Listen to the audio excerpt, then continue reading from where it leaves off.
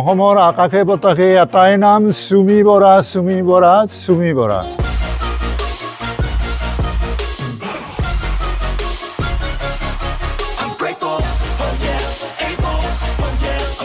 আৰু অসমৰ ৰাইজে এতিয়া প্ৰশ্ন কৰিছে যে পুলিচে এতিয়াও কিয় চুমি বৰাক বিচাৰি পোৱা নাই, ইয়াৰ ৰহস্য কি? প্ৰিয় দৰ্শক, আমি এতিয়া চাইছোঁ চুমি বৰা ক'ত আছে, অসমৰ কোনখিনি ঠাইত চুমি বৰা লুকাই আছে।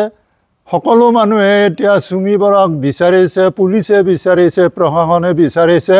আৰু তেওঁৰ অন্তৰালত, তেওঁৰ বেকগ্ৰাউণ্ডত এটা যে শক্তিশালী স্কেম আছে, শক্তিশালী এটা যে মানুহৰ গেং আছে, এইটো স্পষ্ট হৈ পৰিছে। কাৰণ তেওঁক অতি নিৰিবিল ঠাইত নি ৰাখিবলৈ তেওঁলোক এতিয়া সক্ষম হৈছে।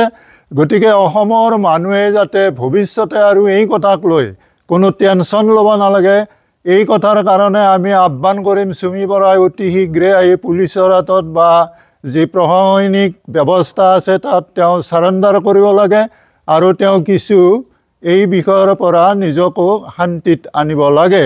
আমি এতিয়া ভাবিছোঁ যে অসমৰ এটা যথেষ্ট মতে প্ৰভাৱশালী এটা শক্তিশালী যি স্কেম, যি দুৰ্দান্ত প্ৰকৃতিৰ মানুহ, এই মানুহবিলাক তেওঁৰ হাতত আছে, যিয়ে তেওঁক পৰিচালনা কৰিছে।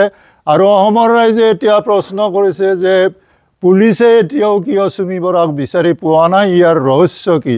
অসমৰ মানুহে ইতিমধ্যে এইটো উপলব্ধি কৰিছে যে এটা একেবাৰে পবিত্ৰ সংস্থা, যিটো কোৱা হয় সাংস্কৃতিক বিভাগ, শিল্পী, এই শিল্পীসকলক যে লজ্জানত কৰিছে, এইটো এটা ডাঙৰ কথা হৈ পৰিছে। আজি শিল্পীসকলে এই যিটো সমস্যা, এই সমস্যাৰ পৰা এটা যথেষ্ট পৰিমাণৰ তেওঁলোকে মানসিক চাপ পাইছে যে তেওঁলোকৰো গাত কিছু কিছু চেকা লগাৰ সম্ভাৱনাও আছে। গতিকে এই বিষয়ে আমি ৰাইজৰ জ্ঞাতাৰ্থে জনাম যে ভৱিষ্যতে যিবিলাক উঠি অহা প্ৰজন্ম আছে, যিবিলাকে নতুনকৈ এইবিলাক শিকি আছে, নাচ গান, ৰীল বনোৱা, নাচি ভাল পোৱা, চুমি বৰাৰ নিচিনা যাতে কোনেও এই চৰিত্ৰটো আহৰণ নকৰে, নিকা চৰিত্ৰ, শান্ত চৰিত্ৰ গ্ৰহণ কৰি অসমৰ সাংস্কৃতিক জগতখনক উন্নতিৰ দিশত নিব পাৰে, তাৰে আমি আহ্বান কৰিম। ধন্যবাদ।